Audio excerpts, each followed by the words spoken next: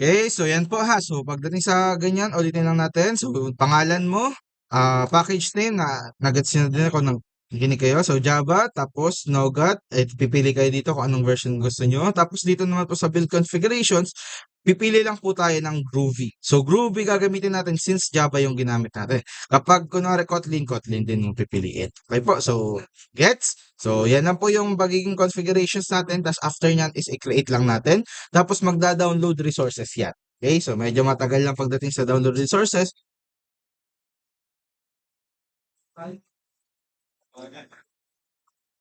Okay, so sobrang tagal lang po niyan. So ganito na lang mangyayari since nung unang project natin is pinakreate ko naman kayo ng isang project. So open nyo na po yung project nyo, yung pinagawa ko nung nakaraan, yung screenshot. So open nyo na po yun.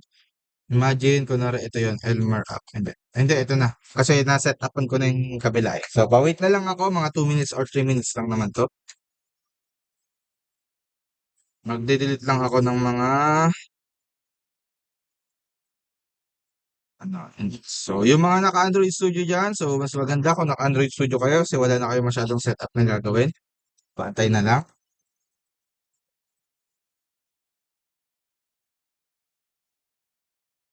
Tagal naman ito. Hmm.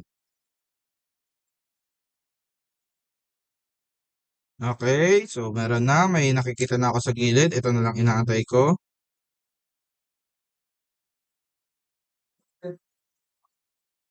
So, next na gagawin natin. So, while waiting po dito, so ganito na gagawin natin. Ang aaralin naman natin ngayon is paano i-connect yung cellphone papunta sa laptop. Paano po magparan ng cellphone sa ating laptop? Baliktad. Paano magparan ng Android device sa ating mga mobile device mismo, hindi emulator. Okay po, so tandaan natin meron tayong tatlong ways kung paano. Sir, babaguhin po ba yung minimum SDK 7.0 na po? Kayo po bahala. Pero sa demonstration ko kasi 7.0 nilagay ko. Okay? So, makinig po. So, ulitin lang natin. So meron tayong tatlong ways kung paano magparan ng ating Android applications. Okay po, so number one is using cellphone. Okay, using USB debugging. Okay po, so kailangan po natin number one is, asa na yung charger ko? So kuha po kayo ng mga charger nyo. Kuha kayo ng mga USB cable na charger nyo.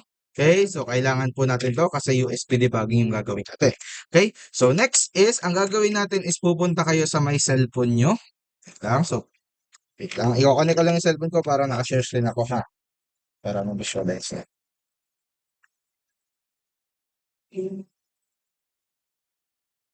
Yes po, itong dalawa kong ituturo ngayon is pang Android. Pero kung wala ka pong Android is, meron din naman pong options. May emulator tayong tinatawag. Okay po, so pwede pa rin yan at may, pwede pa rin po kayo makapag, um, paran. Okay, so huwag kayong mag-alala. Sa mga naka-iOS, naka-Apple dyan, so later po yung nasa dulong part ang ituturo. So, yung ito muna ituturo ko is para muna to sa mga naka, ang tawag doon? Para sa mga naka, ano pa ang ano dyan? Para sa mga naka Android. Okay po, so ngayon punta tayo sa may settings ng cellphone. So wait lang, share screen ko lang. So punta po kayo sa mga cellphone nyo, hawakan nyo na po yan. Punta kayo sa may settings. Okay? So itong tuturo ko sa inyo is nakadepende sa cellphone. Okay? So alam nyo po ba yung developer option? So familiar naman, may hindi ba familiar sa developer option sa settings? Okay, so I hope familiar. So punta tayo sa may settings. Okay? So after magpunta sa settings, depende po sa device yan. So ganito gagawin nyo. Search nyo na lang sa Google. Paano, how to activate developer option. Tapos lagay nyo dyan yung model ng cellphone nyo. For example, Realme. Okay, so search nyo na lang dyan kung paano mag-activate ng Realme. So ito po yung mga options. So, sundan niyo na lang po kung paano mag-activate ng IntelliJ ay ng developer options. Okay, so sabi dito, go to settings about device version top 7. Hanapin daw si build numbers tapos itap daw ng 7 times. Okay po, so ganito gagawin natin. So makinig na po. Harap na. Hanapin natin si build number. So search ko po dito build. Okay, pagka-search ko kay build, itatap ko po ito ng 7 times. Ito ang part na 'to, itong naka-highlight, naka-highlight pa. Itatap ko po yung build number ng 7 beses or 5 lang ata dito sa cellphone ko. 1, 2, 3, okay, tumaya nakalagay sa baba. 2, 1, tapos lalagay natin yung password. Tapos after maglagay ng password is, you are now a developer daw. Ibig sabihin, activated na yung developer options. Okay? So, tap lang po ng 7 beses yung build number. Okay? So, may mga ano dyan, may Redmi ata na hindi about po yung hinahanap. Basta may ibang device dyan na possible hindi build number yung hinahanap. Build number yung tinatap. Okay? So next is, ang gagawin natin next is punta tayo sa may developer option. Hanapin nyo po si developer options. Pwede nyo i-search.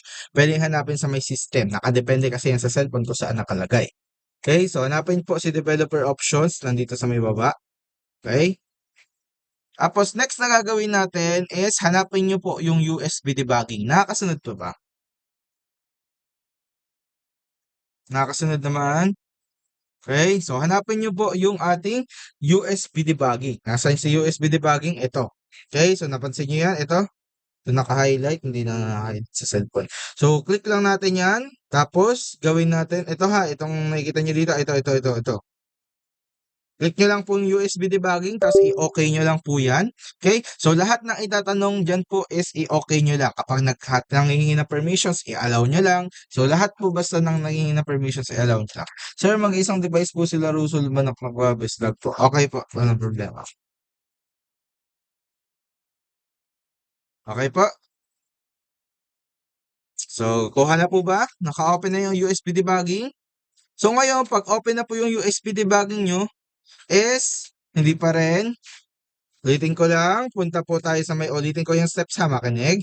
Punta kayo sa may build number, sa may build, click, i- i-multiple tap lang tong build number, yung nasa pinakababa, itap lang ng itap ng maraming beses, tapos hanggang sa maging open na yung or activate na yung developer options.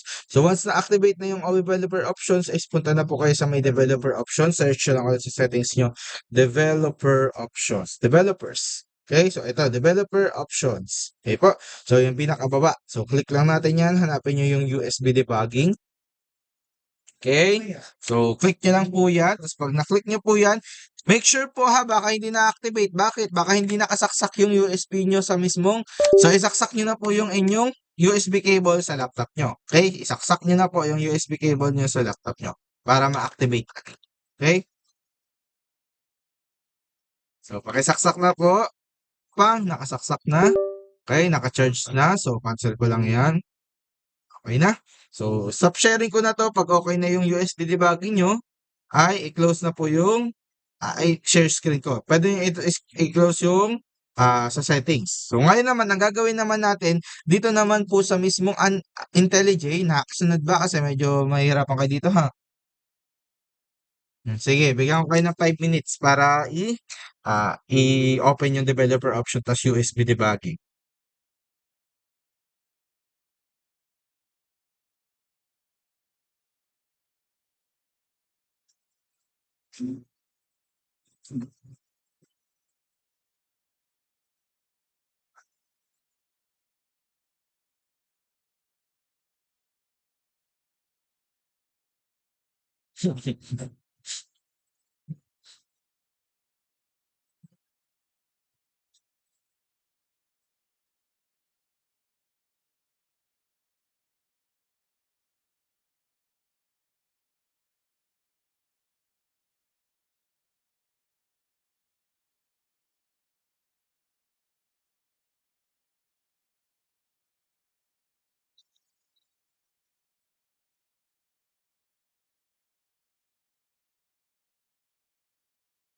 Okay?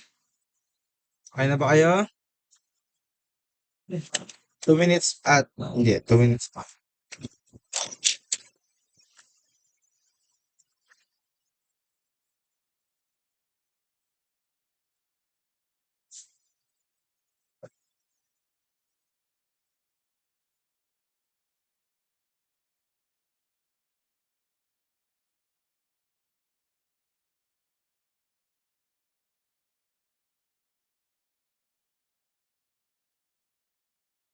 Sir, after po ano nga yun?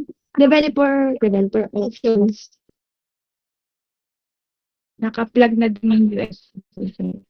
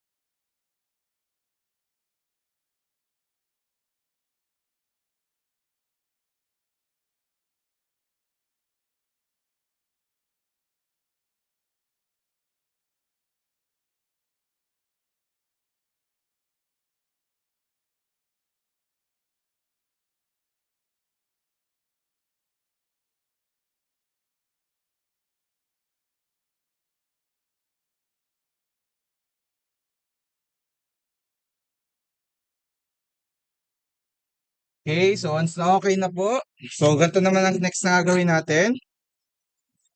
Opo, okay na yun. So once na okay na po ang gagawin natin, punta kayo sa may IntelliJ nyo. Makikita nyo po dito sa part na to. Ito. Kita nyo yan? So dapat makita nyo na po yung device nyo dyan. Kung naka-Tecno kayo, kung naka-Realme kayo, dapat makita nyo na. Once na okay na po yan, ang gagawin natin is pipindutin natin. So pag niran natin to, gusto ko lang ipakita ha. Iraran natin kasi may error to. So try nyo po natin pindutin si run button. May error yan, may aayusin tayo dyan. So ko lang ipakita ano nga ba yung error, ano yung kulang natin. Yes, Sir, Balabanan. sir nga po ulit, sir po ulit. Yung Yung dyan po, yung bago po. Yung may kiklik. okay po, i-click nyo lang po yung run button. Ito po, punta kayo dito sa may taas. Make sure nyo lang po na papipili nyo ay device nyo. Tapos, i-click nyo lang po yung run button dito. Itong nag-iikot na to, yung run. Pindutin nyo lang yan, tapos magra-run na yan. Tapos, ito po yung mangyayari dyan. So, may error. Okay? So, ngayon po, 2 minutes, kasi possible nagra-run pa din kayo. So, ayusin natin tong error na to. Sa mga naka-Android Studio, hindi nyo may encounter tong problem na to. Pag pinaran nyo yan, diretso na yan. Okay po? Pero pag naka-IntelliJ kayo, ito yung magiging problem. Okay? So, sige po, bibigyan ko kayo ng 2 minutes, 3 minutes para mag-run. Sir, paano po walang USB debugging sa phone ko eh? Pag posible yun, anong cellphone nyo? Walang cellphone na walang ganyan. So, ganito na lang gawin mo. So, balikan mo yung video mamaya, tapos ang gawin mo ay i-search mo sa YouTube kung paano mag-open ng developer option. Imposible po yan, parang palang atang cellphone na hindi nag-activate. Maliban na lang kung naka iPhone. Okay, so search mo na lang sa mismong YouTube kung paano mag-activate. Wait lang ha.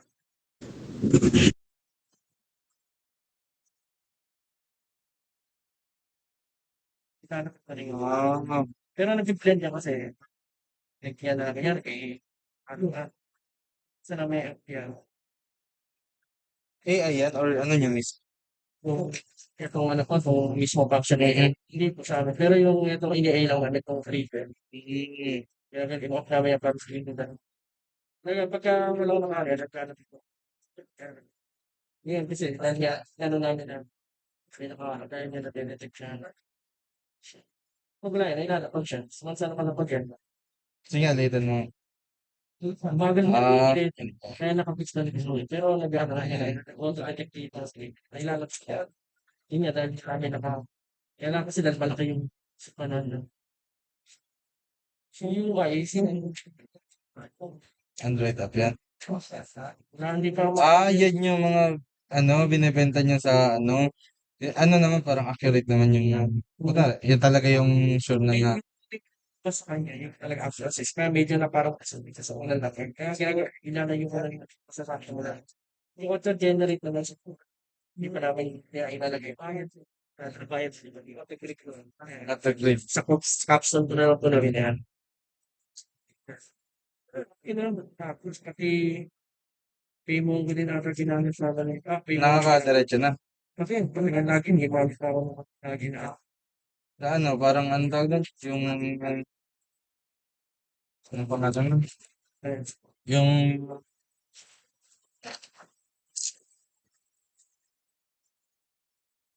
Yung sa Paymonggo mo, nakakapag-bayad na talaga sa Gcash. Is smooth pa lang. That's what lang yun. Kasi ginawa ko, okay. Dati kaya natin, i-model. Bakit sa ano? Di, Ayun. baka requestan kayo ng ganyan totoo. Makakakingi kayo ng papel. Pwede naman mag-ano, sir, kaya lang, mag-ano kami na may bayad. I-convert lang namin ito sa CMRT. Oo. Pero yun nga, magbabayad na lang. Yun lang. Pero okay lang, Kaya magkatotoo kayo niyan. nagkano naman yan. Kaya may papasok. Pumapasok na amount dito, pumapasok din sa, nasa website kasi yung nalagay natin. So, okay din. Pero kung sa bayad naman siya, may ano pa rin kami sir eh. Like, kunyari, okay, payment na siya. Sabihin natin na confirm na dito. Hindi naman agad siya kaya, na yan. Mas pwede naman i-spam yan na doon eh. Or magkamali na. Ginagawa namin para sure na, naka-pending pa rin yan. Kumbaga, i-accept muna sa atin na processing siya. Once na na-receive na talaga yung for reality. Kung sa reality, wala nang approval yun. Diretso na yun. Kailangan kaya may approval siya. For example, sa reality. Hihintayin muna na ang atin na mag-send ng mismong bayad na reference number yung gamit ni client. O kaya, dumating muna dun sa ano nila, sa Gcash sa pagko sa amin. Kaya, Panoorin mo si Ganap TV. ganun daw. Ganap.net, gamitin mo, may Gcash yun na rin. May Gcash na integration. Pay ano siya. Ganap.net, di ko alam kung magkano yung bayad sa API. Pero sige, titik mo, ganap ka. Pwede mo i-search yun. Thank you, sir. Sige. Okay po, so ngayon po, kapag naka-experience na po kayo ganito, paano ulitin po natin, paano makita dun to, make sure po na tama yung ginawa nyo kanina sa settings. Kapag mali yung sa settings nyo, wala na, iwan ka na. Ang gagawin mo na lang ay yung video na inire-record ko ay uulitin mo na lang din ulit mamaya. Okay, pero makinig ka pa rin kasi syempre ay discussion to.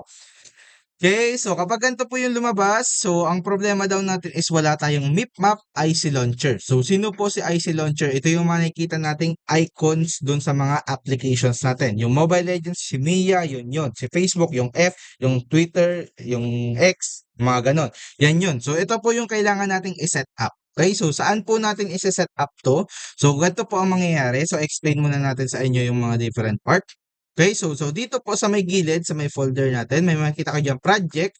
Okay, so pwede nyo pong i-project view, pero ang problema kasi sa project view, masyadong maraming nakikita. Masyadong hindi organized masyado. Okay, so napakadaming makikita dyan. Ito lang din naman yan.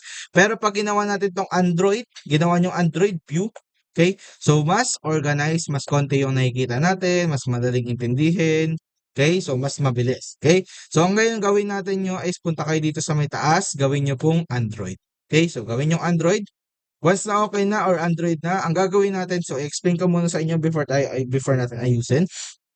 Si Java po, itong Java, nababasa nyo yan. So lahat po ng functionality sa ating sa ating applications is dito natin ilalagay. Okay po. So in short, lahat ng functions ng button, lahat ng function ng login screen, ng next page, lahat po ng functionality basta nagpapa-work.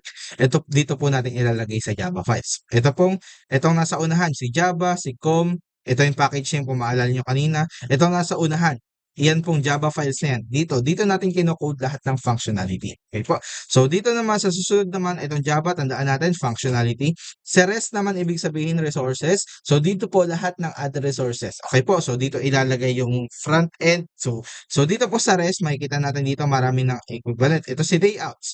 Ito po yung magsiserve as front end natin. So ito po yung parang anong itsura ng applications natin, kapag nag-drag tayo, anong magiging itsura. So, ito po yun, si REST. So, later is gagamitin natin yan.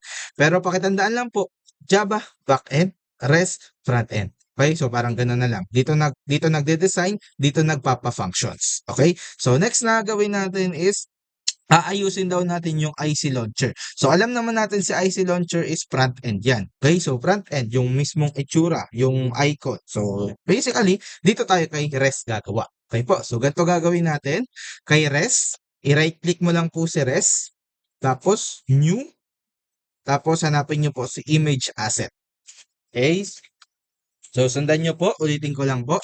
Punta kayo dito kay REST sa front end natin. So, sa mga hindi nakasunod dyan, yung hindi nakasunod dito, pakisundan pa rin ako kasi importante pa rin naman to. Mamaya nyo na lang balikan kapag magpaparan na kayo.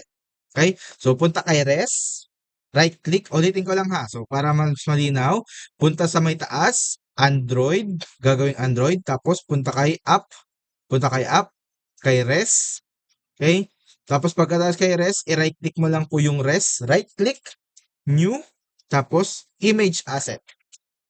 After mapindot sa image asset, ganito yung lalabas. Ito yung kulang natin kanina, si IC Launcher. Huwag nyo nang palitan para maging ayos na.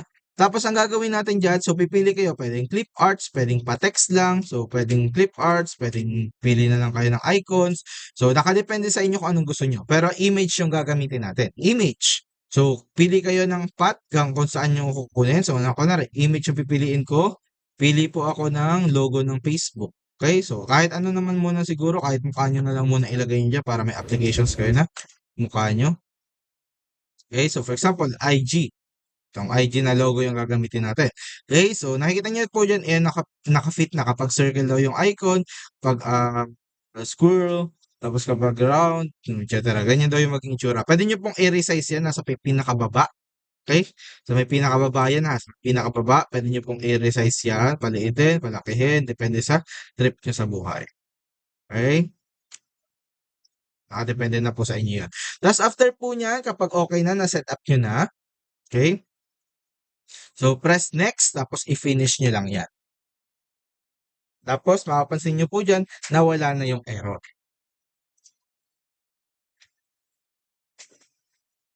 Okay, so press next.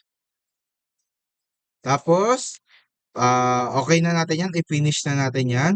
Tapos, okay na po yan, mag-auto-generate na po yan. Kung kanina wala tayong mip map, okay, so ngayon po is meron na. Mapapansin nyo po yan kay res, may mip map na tayo, kaya wala ng error dito. Ngayon, try nyo naman po kapag ayos na to, pag-runin nyo na po ulit, tapos i-check nyo kung gagana na sa cellphone nyo. Okay, so pindutin na po si run, tapos, makikita nyo na po yan, naka-install na kayo ng application sa cellphone nyo.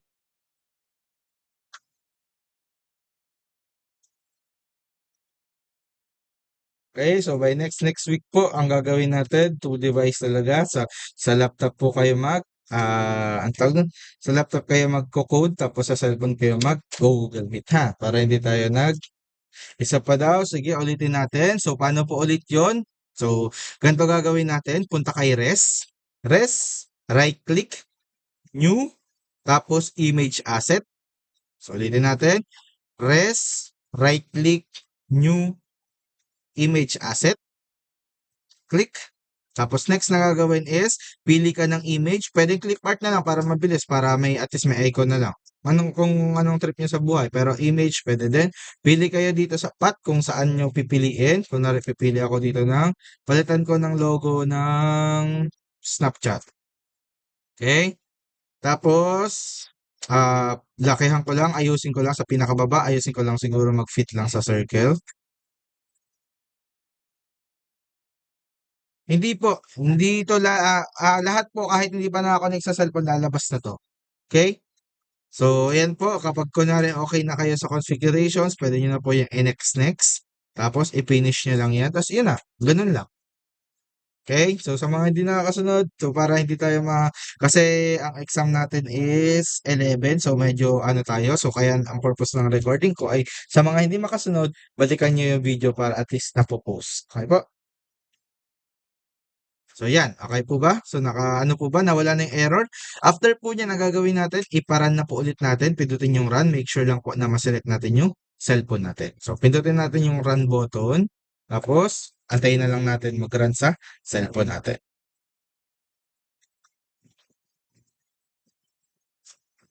Nakasunod? Meron?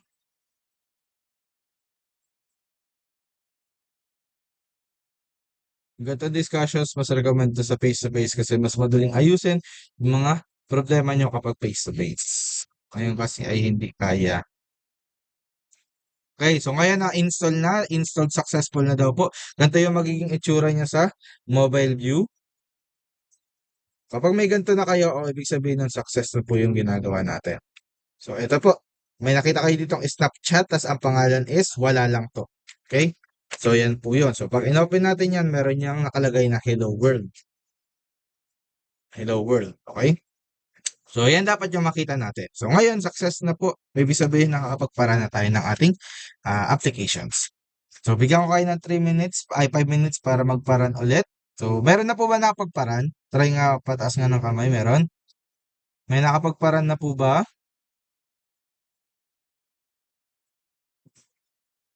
Alin? Wait lang. Okay. Android resource link failed. Com successful merge layout nav header main. Searchable sidebar aka. Okay, so pa-open nga pa share screen nga ako.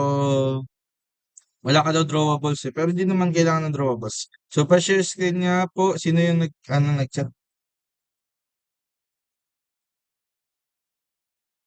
Flores, pa-share screen nga po ako. Tingnan ko kung anong error.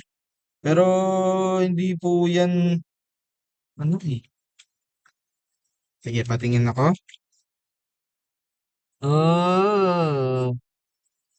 So, papindot po ng build sample field sa baba. Sa baba. Sa baba. Yan. Tapos, anong pabasa ako? Pakitingin. Taas. Taas pa. Patingin. Ay, wait lang. Doon sa may pulado. Baba mo. Oh, sobra. Yan. Ang nakalagay dyan is app process debug resource failure with executing build internally.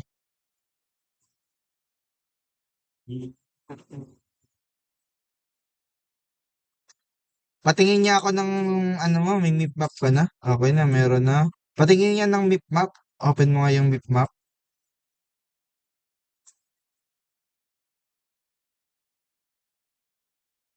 Punta ka ng map map, ano? Flores. Click mo yung map map. Yan.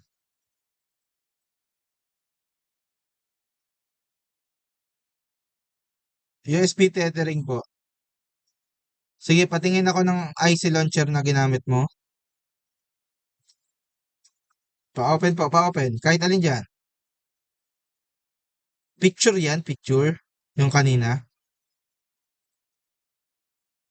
Yes, sir. Okay, picture. So, walang problema dyan. IC menu gallery camera. Ha? Kailangan. Punta ka nga sa may res. Sa may ano, layout. Pindutin mo yung layout. Oh, ang dami agad. Bakit? Delete mo yan mga yan. Napakadaming nadagdag. Bakit ganun? Ang itira mo, activity main. Activity main lang ang itira mo. I-delete mo lahat ng mga yan. Gumawa ka agad ng, pero kaya nating ayusin yan. Pwede kayo mag-add ng menu. O sige, pakita ko na sa inyo kung paano ayusin yan. Ganito na lang. O, punta kayo dyan sa may res. Punta kayo sa may res. Kay res na lang. Huwag mo na i-delete para makita nyo. Para makita nyo kung paano mag-ayos yan. Res. Right click. Right click. Naka-right click ka ba? Parang hindi ka naka-enter screen ata. Hindi namin nakikita yung... Sige. Right click. Right click. Right click Flores. Hindi ka nga naka-enter screen. Hindi namin nakikita eh. Papunta sa may res, tapos i-right click mo. Papindot ng right click. Kanan dyan sa mouse mo. Right click. Yung pinang-i-sniper. Yung pinang-i-sniper pag nag-ano. Pag naglalaro. Naka-click na ako, sir. Naka-right click ka na, hindi namin nakikita. Ay, stop sharing mo, tapos i-share screen mo ulit. Yan. Entire screen mo ha. Kasi di namin nakikita eh.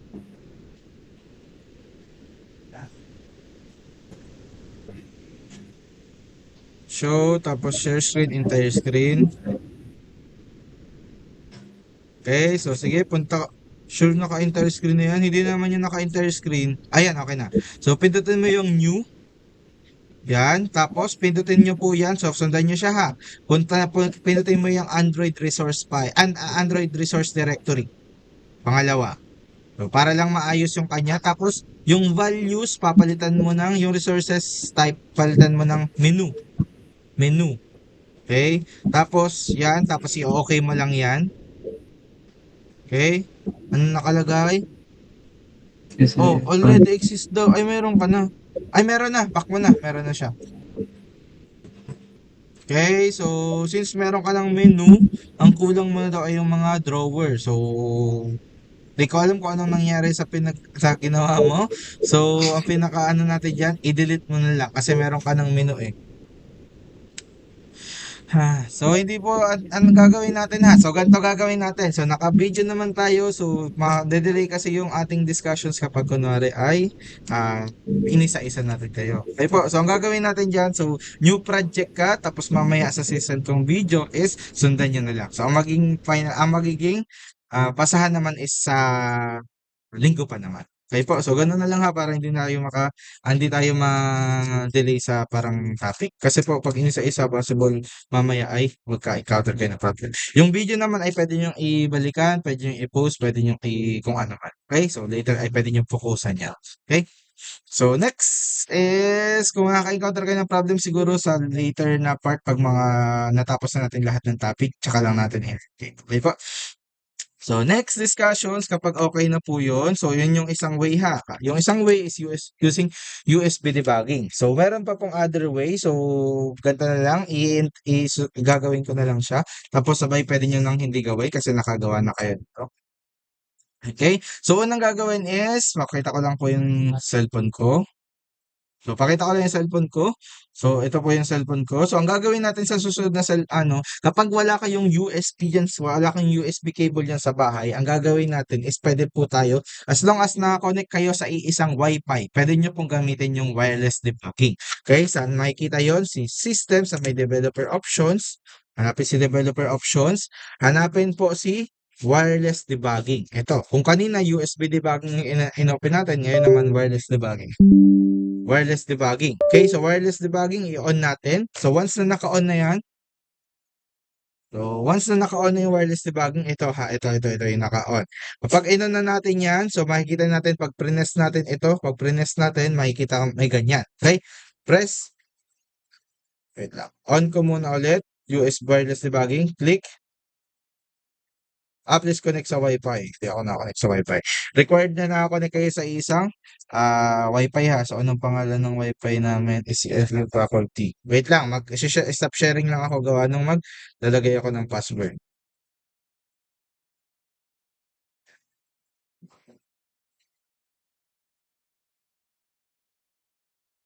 Baka makita nyo yung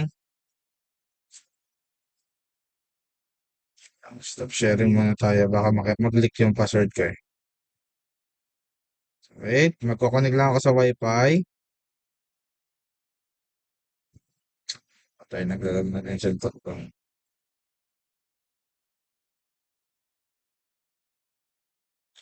Hindi pala ako naka-share screen. Okay, so wait lang.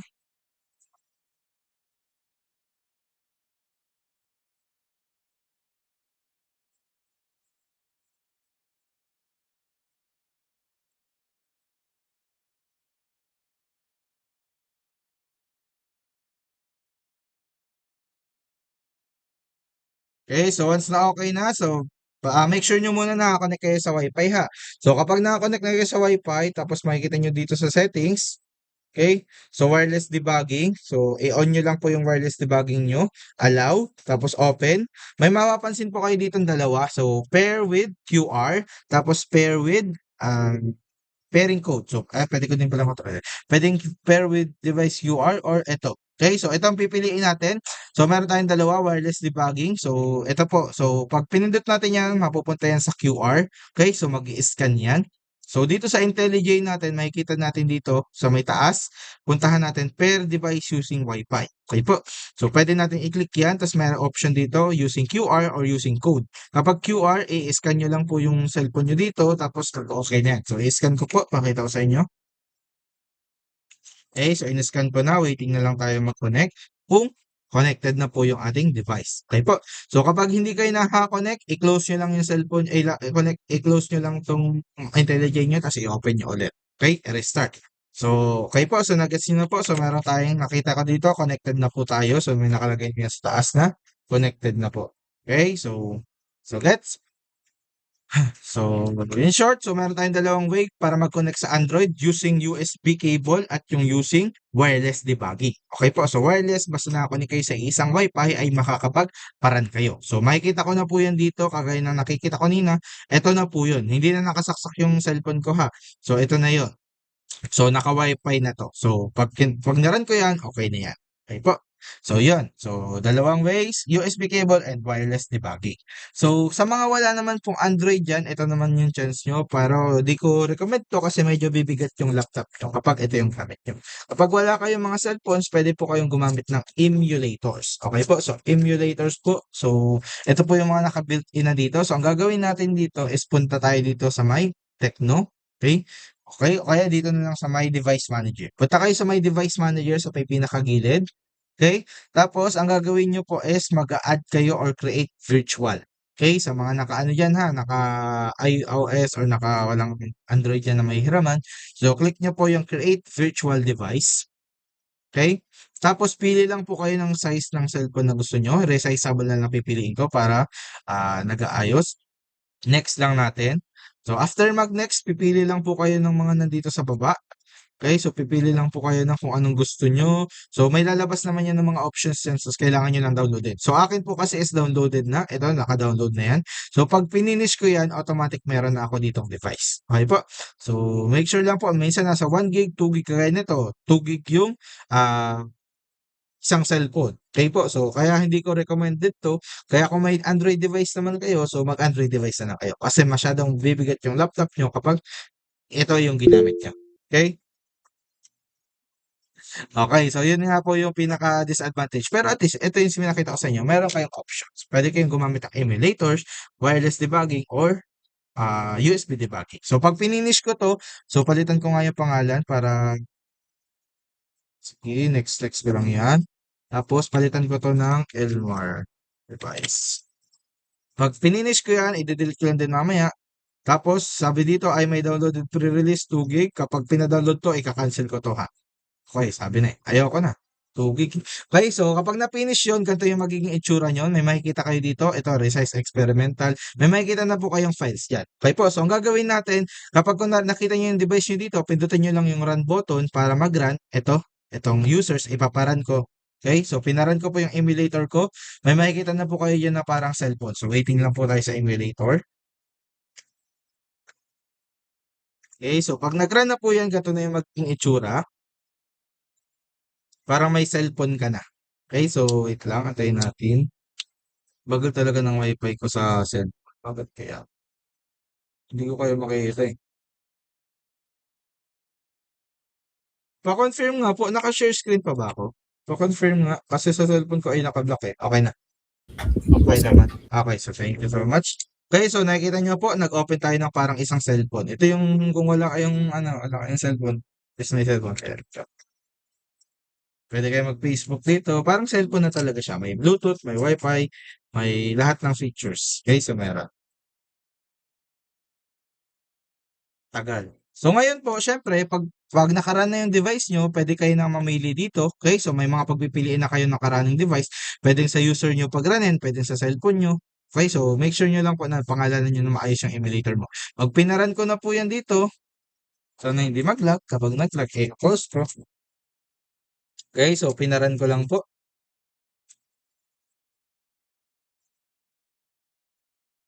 Sige, pwede naman. Pwede yan, may Play Store yan eh. Mag-ano ka lang. Parang cellphone nga talaga yan. Di sa parang ano lang. Cellphone talaga yan, as in. Yun, so naka-install na. So may problema lang daw ako. Elmar, activity main does not exist daw. Install successful na. Tapos sabay, dalihan ako ng problema. Ayan, tagal mag-run.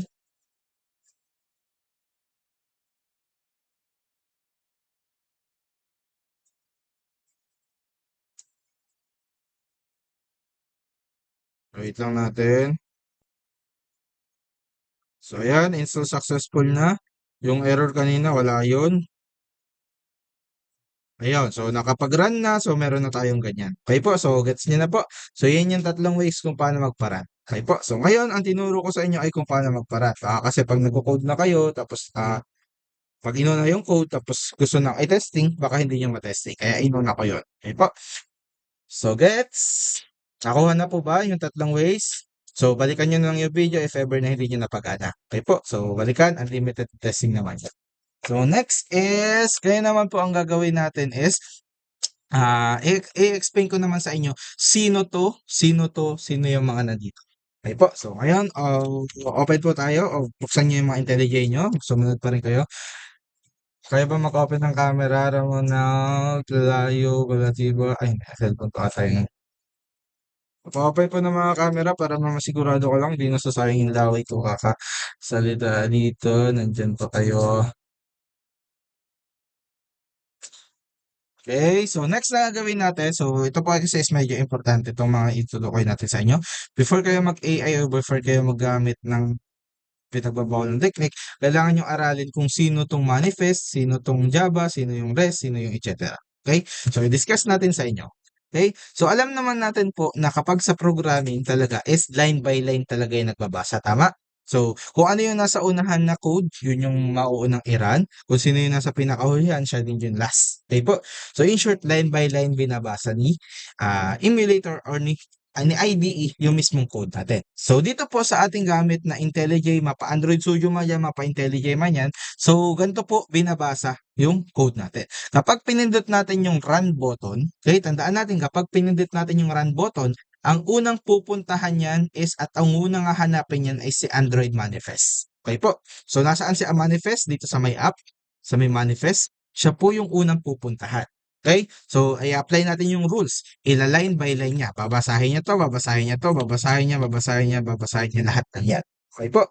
So, gets? So, babasahin niya lahat ng nandito at babasahin niya. So, nakalagay dito sa activity, kung sino yung naka-true na activity, siya yung sunod niyang pupuntahan. Okay po. So, niline by line niya, tinignan niya, ay ito pala yung launcher niya, ito yung sinet up na launcher natin kanina. Ay ito pala yung pangalan niya, ito yung sinet up na pangalan. Ay ito pala, okay, nabasa ko na, gets ko na, sinasabi niya gano'n.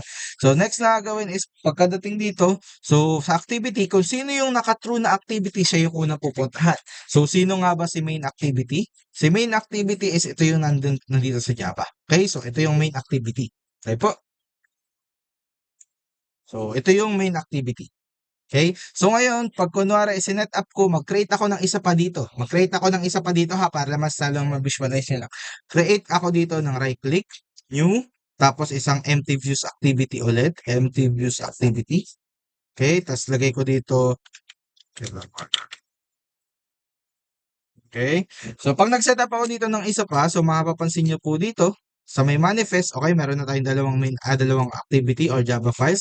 Mapapansin nyo po dito, dalawa na yung files. Dalawa na yung activity na Word. So, meron tayong activity 1, yung LMAR, tapos activity number 2, yung main activity. Tandaan po natin kung sino yung naka-true. Okay, kung sino yung naka-true, siya yung unang magra-run. Or in short, siya yung main screen. So, gets? Siya yung main screen na magaganap. Tapos, yung mga naka-false, yun yung parang mag-serves as hide. Okay? So, naka-hide, mag-display lang if ever na i-call natin. So, required po tayo na every time maglalagay tayo dito ng main activity or activity, empty views activity, dapat laging nandito. Pero huwag kayong mag-alala kapag naman ni-right click natin to, kaya pinapapili ko sa inyo is empty views activity.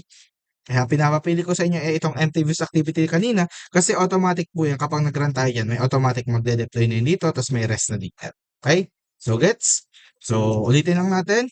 Pag pinindot yung run button, mapupunta kay manifest. Si manifest, ilaline by line niya yan.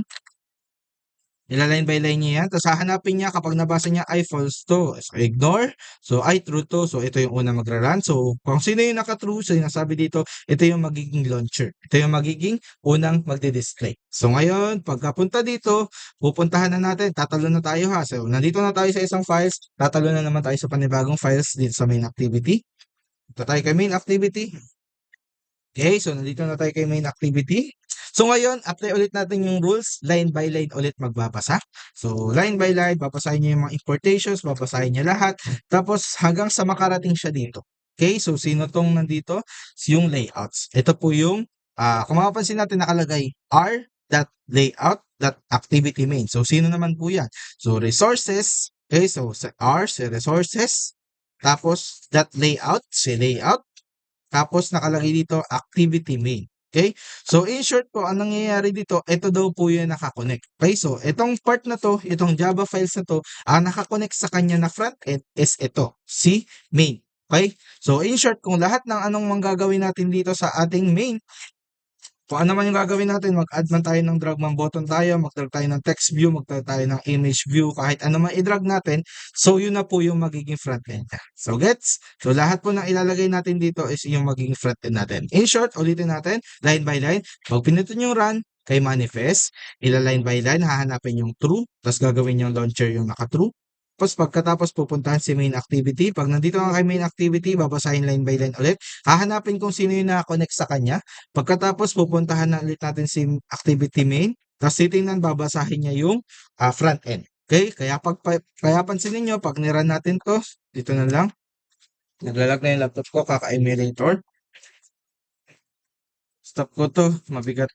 Nararamdaman ko yung bigat eh. Okay, so wait lang natin mag-run. So mapansin niyo yung mga pinagdadrag ko na button dito is yun na yung makikita natin sa mismong pinapara natin. Okay? So wait lang natin. So ayan, nag-run na. Hindi pa pala. Okay, so ayan, nag-run na po. So mapansin natin, meron tayo dito ang button, meron tayong text view, etc. Okay, so yung mga pinagdadrag natin kanina, hindi lang nakaayos.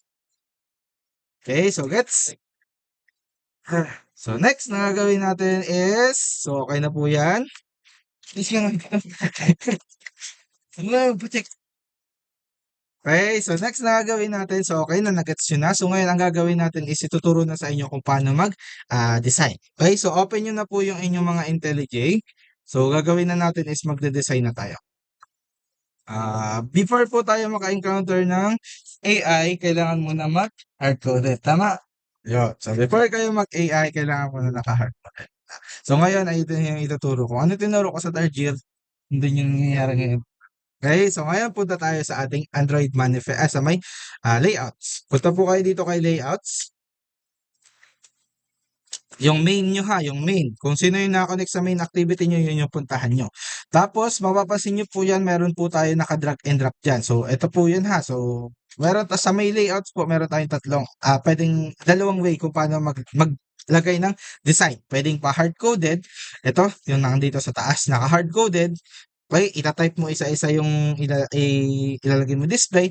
Tapos pwede din pong split view or yung design view. Sa design view naman po, ito yung drag and drop ni IntelliJ or ni Android Studio. Okay, so para ma-activate natin yung drag and drop, punta lang tayo dito kay palette. Okay, pindutin natin si palette. Tapos pili po kayo dito. Nandito marami yan. May text view, may buttons, may widgets, may layouts, may etc. Okay, so pwede po mag-select kahit ano dyan. Nakikita ba nila? Sa mga hindi nakapagparan dyan, hindi nyo makikita to. Sa mga nakapagparan sa cellphone, makikita nyo to. Okay? So, next na gagawin natin is, so pindutin na natin. So, ang gagawin natin ngayon, so basic na example lang is 1 plus 1 lang. Okay? Gusto ko lang ipakita before mag-AI kung paano nag-work yung ito talaga. Okay? So, proceed tayo. So, delete na natin tong hello world. O, sige, gamitin na natin yan mamaya. Sige. Sige na. Okay, so ang gagawin natin is mag-select tayo ng isang text view. So text view, alam naman natin ha, yung mga input fields. So piliin natin number. Since ang gagawin natin is may calculator tayo na 1 plus 1. Ganito yung gagawin natin ha, pakita ko lang sa inyo. Para ma-visualize nyo na agad yung gagawin natin. So ito yung ginawa namin sa kabilang section.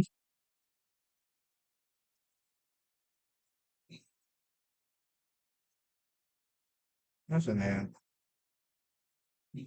Ito, yung pag nag-select tayo ng 2, tapos 2, tapos pag pinindot, magiging 4. Yan yung goal natin ngayon na mag-create. For demonstration lang. Okay, so sa ganong part, kailangan natin ng dalawang text field. Okay, kaya dalawang text field, si number 1 at si number 2. Okay, so pag drag natin, okay, so wait lang. So explain muna natin sa inyo before mag-drag. So dito po sa mga layouts, meron po yan mga pagpipilian. Linear, frame, tables, etc. So constraint po, ginagamit yan para maging responsive yung yung applications natin. Even malaki yung screen size nung device is hindi nagbabago yung parang itsura niya. Okay? So, ito yung gagamitin natin. Constraint layout naman is naka-built-in naman yan. Once na inan nyo yan, is naka-built-in na yan. So, need nang i-drag papunta dito kasi automatic ay na-constraint na yung layouts natin. Okay? So, kagaya na tinuro ko sa inyo, may windows na tayo, layouts, ito yung sunod na gawin natin. Tapos sunod, ang gagawin natin is maglalagay tayo ng text field. So, hanapin natin si number. So, number, since number yung tatanggapin niya lang, number, drag. Tapos, ang next na gagawin natin, para hindi mabago, kasi kung napansin nyo kanina, yung pinag-run kong device kanina, okay? Ito, nandito sa may gilid, kasi hindi po yan ayos. Okay? So, ang gagawin natin dyan para maayos yan, itong apat na side, yung 1, 2, 3, 4, ang gagawin natin is i-connect natin yan sa gilid. Ang gagawin natin, click, tapos pindutin po natin, ilong press natin yung text field, ilong press, itapat or idikit sa mismo mga gilid-gilid. Itapat, itapat, itapat. Okay, so saka mo i-design.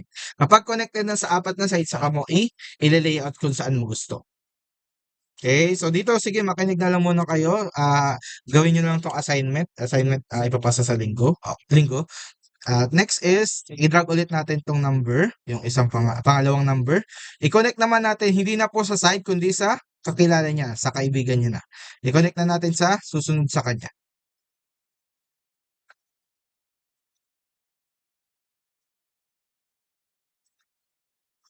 Ano lang kaya, tiyagaan lang to ha, para kaya nag-ano dito. So, ang purpose kung bakit, dalag pa. Ang purpose natin kung bakit kinonect natin dito, para if ever na mag-adjust man yung, i-adjust ko man to, is mag-a-adjust din yung design ng nasa baba. Okay po? So, para at least kapag gusto ko baguhin papunta dito, ay hindi ko na kailangan baguhin yung nasa baba. Okay? So, yun yung purpose, para maging responsive. So, next na gawin natin is maglalagay tayo ng buttons. Buttons. So, mamaya tayo magpangalan. Madali lang naman yan. Magpapangalan na. Tap. Ay, mali. Baliktad pala. Translate. Button pala.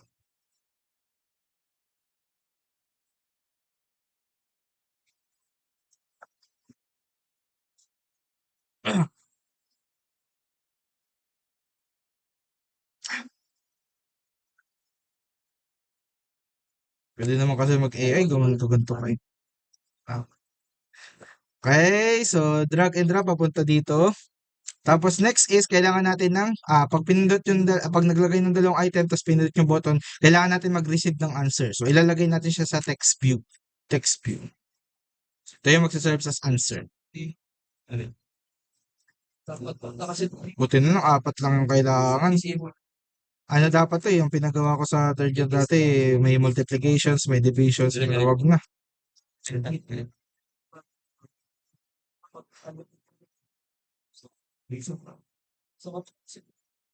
Disable. Hindi ko disable siya. So, ito lang ang nakita. So, enable. Guys, okay na yan. So, sa kanya na lang baguhin kung sakaling gusto nyo man. Okay? So, after po niyan is meron na tayong front end. Okay? So, meron tayong front end. Ang gagawin natin ngayon is papaganahin naman natin to. Okay? So, before natin mapagana to, so make sure nyo muna na merong mga ID tong part na to. Kasi, yung ID, yun yung magsiserve as paano natin siya i-call. Okay? Kung paano natin makukuha lahat ng laman niya. Okay? So, punta tayo dito kay attributes. So, pindutin niyan po yung text field. Punta kay attributes. So, palitan nyo na lang po yung yung ID nyo ng kung anong gusto nyo ilagay. Num1. Palitan nyo lang po yan. Pindutin ulit si. Tapos, dito naman kay num2. Hindi na palitan. Ulitin natin num1. Refractor nyo lang yan. Tapos, num2. Okay. Refractor lang ulit. Tapos, pangalanan natin tong results. Okay. Okay, so si button, di na natin kailangan siyang palang pangalanan. Pero kung gusto niyo din naman, okay lang din naman. Pero hindi naman natin gagamitin sa demo natin.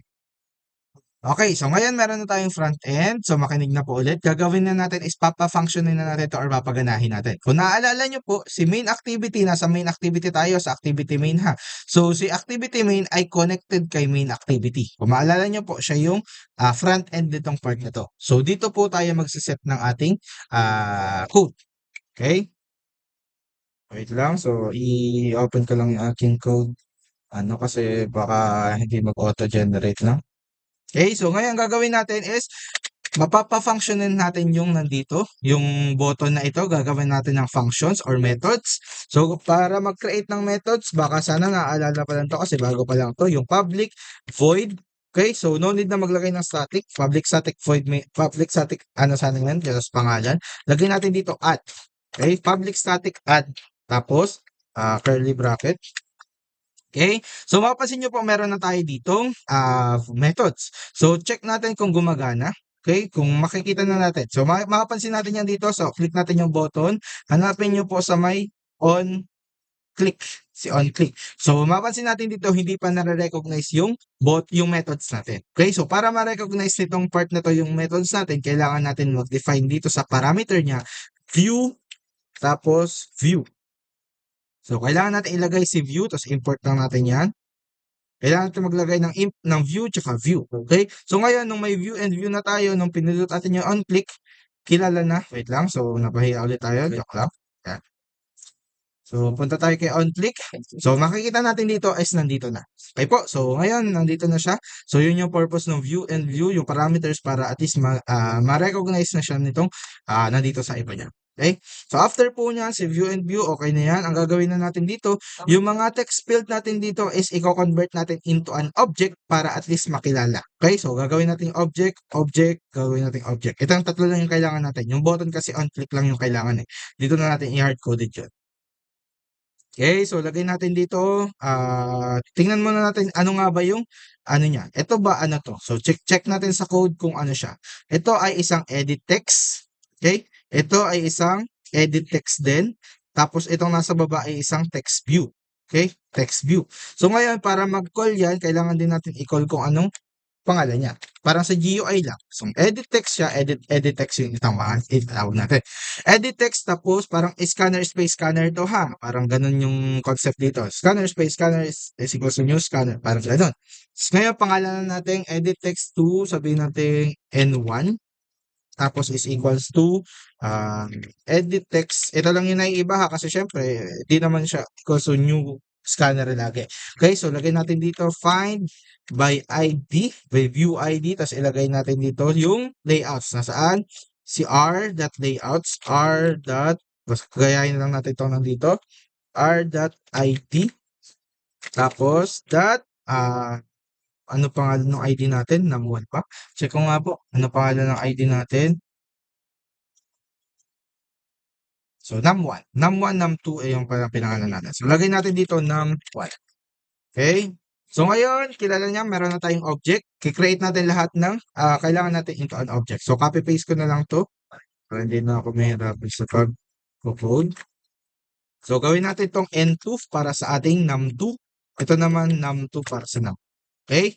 So, next na gawin natin is mag-create ulit tayo ng object para kay text view naman. Kay text view naman. Ito naman, text view.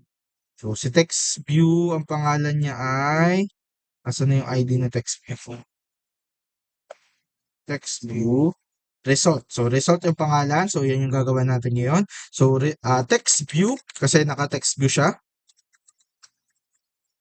Okay, is equals to result na lang. Result. Result. Is equals to parenthesis, text view, tapos lagay natin dito find by view ID din, r.id, tapos anong pangalan nung natin, result. Okay, so ngayon na-call na natin. Okay, so nakikits nyo, so meron na tayong dito sa part na to. Okay? So, next na gawin natin is, syempre, yung mga nandun sa edit text, hindi naman yun magagamit sa numerical operations kung hindi natin ipaparse or i-convert into a numbers. So, yung mga nandito sa edit text ko is i-convert natin or itatranspose natin or ipaparse natin into a numbers. So, lagay natin ito int num1 Okay, so int num1 is equals to integer dot parse int. So parse int na lang kasi plus lang naman. Parse double kung gusto niyo parse double. Tapos num1, n1 pala. n1 dot get text dot to string. Okay, so yan.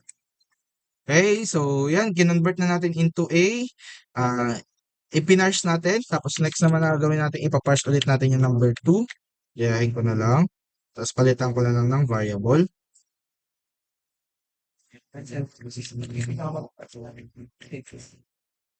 Gawin natin tong n2. Okay, so after nyan, so ngayon, itong dalawa ay na-convert na natin into integers. So next na gagawin natin is, gagamitin natin siya sa mathematical operations. So int result. So ito gagawin naman natin itong gagawa na natin ng formula. Int results is equals to num1 plus num. Okay? So itong dalawa ay pinagpa-plus na natin. Okay? So next na gawin natin, so meron na tayong output. Gawin na natin yung system.out pero hindi na system.out yung gagamitin natin. Kundi result, yung pangalan ng result that set text. Ito ayaw. Reso na lang. Reso that set text. Okay, so si Reso ipapasa na natin ipapasa natin kay Reso yung text view into, so mamaya na ako mag-explain, so lagay na natin dito string that value of